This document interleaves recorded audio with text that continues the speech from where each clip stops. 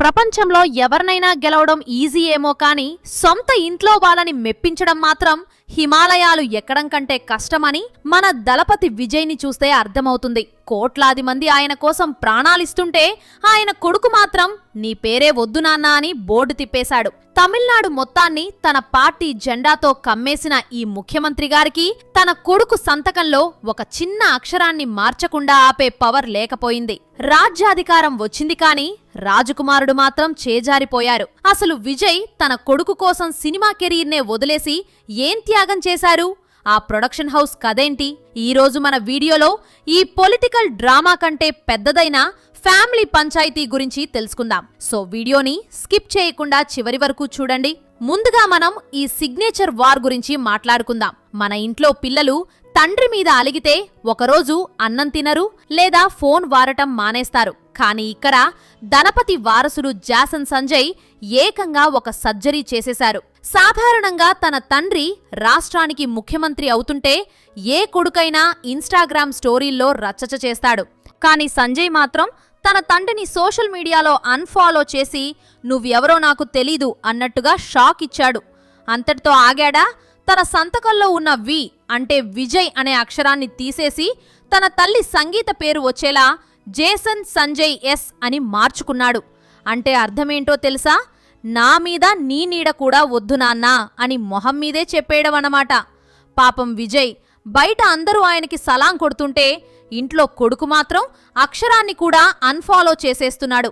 ఒక తండ్రికి ఇంతకంటే బాధ ఇంకేముంటుంది చెప్పండి? మరి కొడుకు ఇంత గట్టిగా తలుపుడు మూసేస్తుంటే విజయ్ ఊరుకుంటాడా? ఆయన కూడా ఒక ఎమోషనల్ తండ్రి కదా. అందుకే సంజయ్ మనసు గెలుచుకోవడానికి దళపతి ఒక భారీ త్యాగం చేశారు. సాధారణంగా తండ్రులు తప్పు చేస్తే సారీ చెప్తారు. కానీ ఇక్కడ విజయ్ ఏకంగా తన సామ్రాజ్యాన్నే కొడుకు కాళ్ళ దగ్గర పెట్టేశారు. తన చెల్లెలు విద్యా పేరు మీద ఉన్న విద్యా విజయ్ ప్రొడక్షన్స్ మొత్తం అధికారాలను హక్కులను తన కొడుకు సంజయ్ పేరు మీద రాసిచ్చేశారు. అంటే అర్థం ఏంటంటే ఇక నుంచి నేను సంపాదించిన ఈ సినిమా ఆస్తి అంతా నీదే, నువ్వేం చెప్తే అదే వేదం అని ఒక బ్లాంక్ చెక్ ఇచ్చేశారు. దీంతో సంజయ్ మొదట నాకు నీ దగ్గర నుండి చిల్లి గవ్వ కూడా వద్దు అని భీష్మించుకున్నా విజయ్ మాత్రం ఇది నీ హక్కురా అని పట్టుబట్టి మరీ ఆ బాధ్యతలో అప్పగించారు.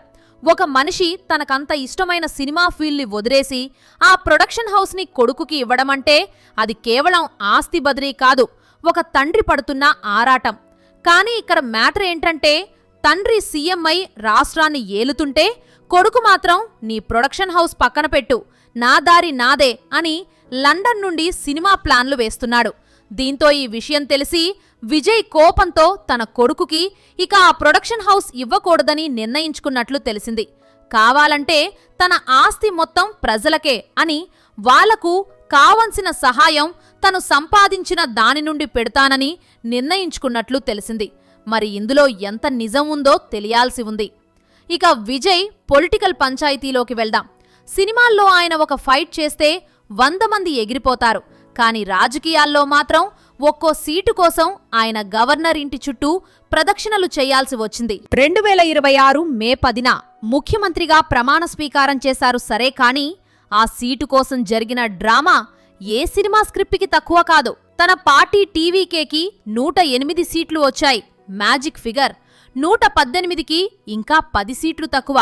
అప్పుడు మొదలైంది అసలైన వేట. గవర్నర్ రాజేంద్ర విశ్వనాథ్ అర్లేకర్ గారు మాత్రం నాకు పక్కాగా 118 మంది సంతకాలు తెస్తేనే నీకు పట్టాభిషేకం అని కండిషన్ పెట్టారు.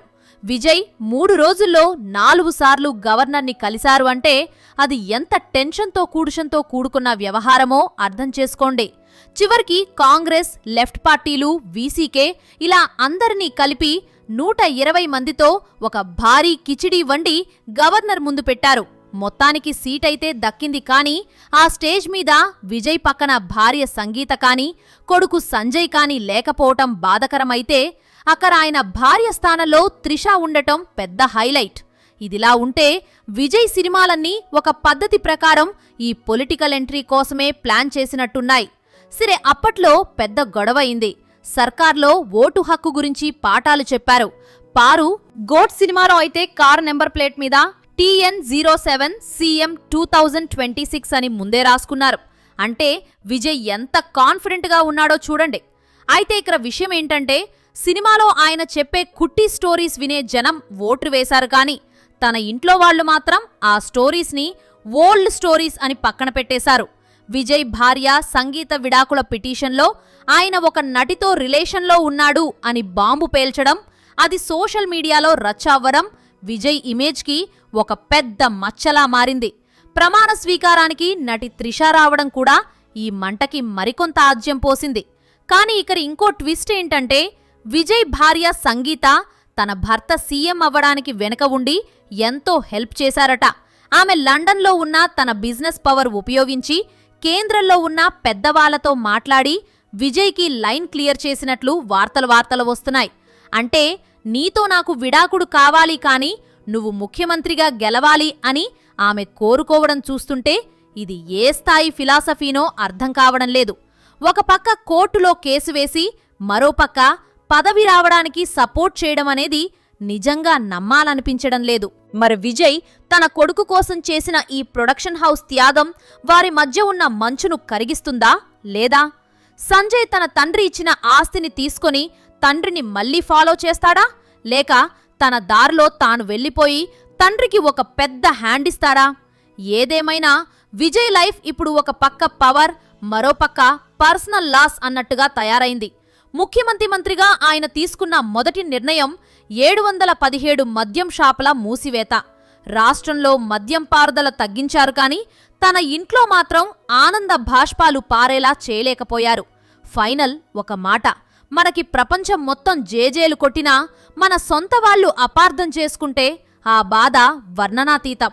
విజయ్ ఒక గొప్ప నటుడు, ఇప్పుడు గొప్ప నాయకుడు కావచ్చు, కానీ ఒక తండ్రిగా ఆయన పడుతున్న ఆవేదన చూస్తుంటే పవరున్న చోట శాంతి ఉండదు అనే సామెత గుర్తొస్తోంది.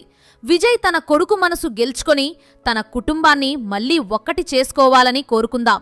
ఎందుకంటే దళపతికి కావాల్సింది కేవలం సీఎం సీటు మాత్రమే కాదు, తన కొడుకు సంతకంలో ఆ పోగొట్టుకున్న వీటుకున్న వి అక్షరం కూడా. ఈ స్టోరీ మీద మీ అభిప్రాయమేంటి?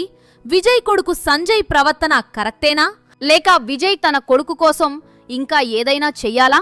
మీ సలహాలు ఏవైనా ఉంటే కింద కామెంట్ బాక్స్లో మాతో షేర్ చేయండి. మళ్ళీ ఇంకో అదిరిపోయే వీడియోతో కలుద్దాం. అంతవరకు సెలవు. Thanks for watching.